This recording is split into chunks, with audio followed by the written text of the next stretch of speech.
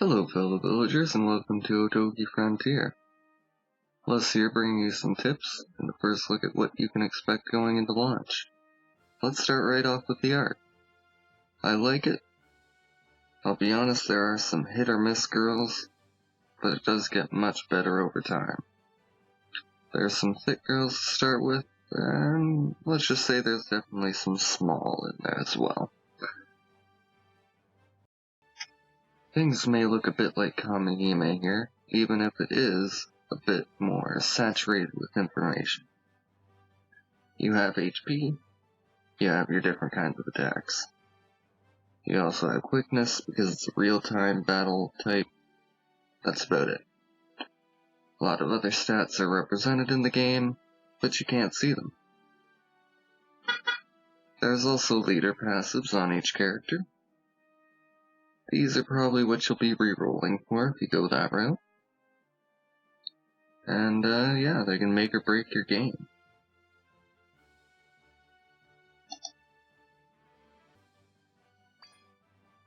There are also Eidolons, except their passives have been toned down quite a bit, and they function more as stat sticks and active ability users.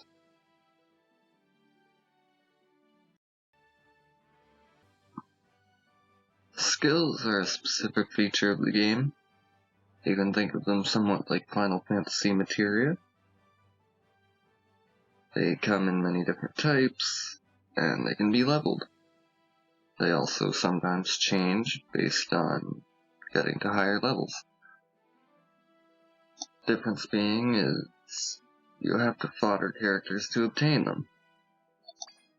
Don't worry, 5 stars come in this game a bit easier than, say, Kamihime or Flower Knight Girl.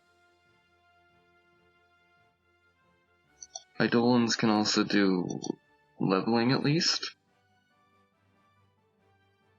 and there are some big differences between first stage and third stage Eidolon ultimates. Let's talk about gacha and money for a minute. First off, don't buy the crystals, the exchange rate is terrible. That's about it.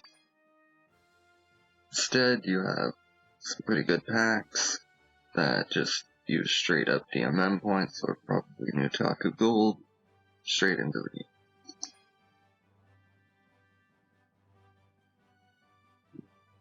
Even the regular packs are pretty good. 1500 DMM points for a 10 roll versus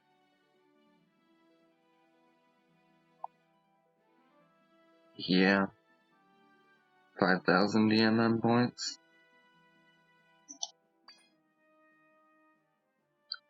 You can also gain premium currency that you can gain from certain gachas, as you see from the spinning icon here.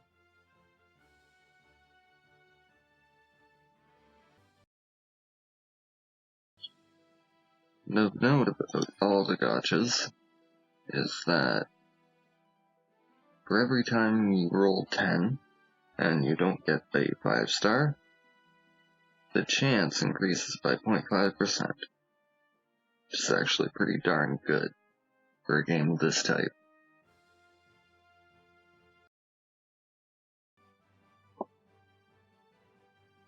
Workshop. In Otogi Frontier, you can create your own weapons, as well as food, potions, a lot of which will give you inside battle buffs and entire battle buffs. You can find stuff like drop rate, even coin drop rate in here. Quests. There's a lot to do with quests, and they like to throw a lot of stuff at you at once, especially once they get reprints rolling. First off, you have your regular story missions. They come in normal and hard. You have an auto PvP tower, and you have a damage test tower. There's also demon points that you can use here. It's pretty much a boss rush.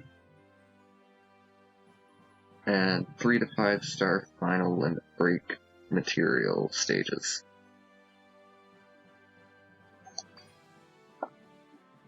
Dailies are about what you'd expect. Sometimes they put in some really good event ones.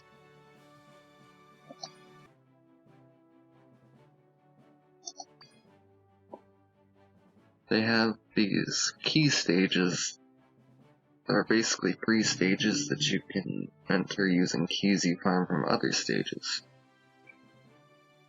It's a bit weird, but it's actually pretty good because they drop quite frequently.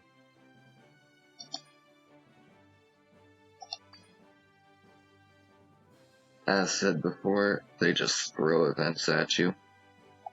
Some of them are reprints, some of them are new. A lot of the time they like to throw different events at you, though. For example, here you have your advents, as you'd know them in Kamihime. You have what's known as a 10-man raid, which is a solo raid with 10 members of your own party, and an exploration event, which is basically just a farm multiple stages until you finish the route. All in all, I honestly like having more events on. Keeps players interested, keeps me interested, and they honestly give out quite a bit. Bottom line's pretty low, you can farm them in a day or two. It's pretty easy. The game has a shop. It resets every 60 minutes. You can sometimes find some useful stuff here. Upgrade mats, workshop materials, keys. Not bad stuff, to be honest. Check it when you can.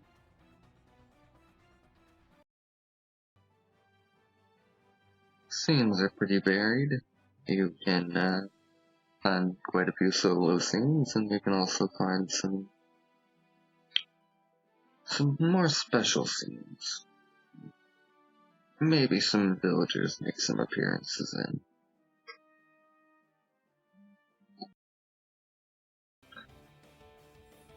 Battle. Battle is pretty good. You can auto just about everything.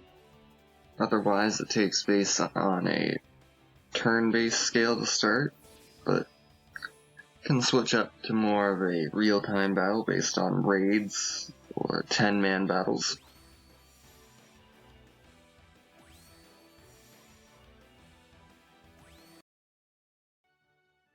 Overall, I like the game. It's generous to players. Has good value for your money if you know what you're doing. I can see some meta options later on,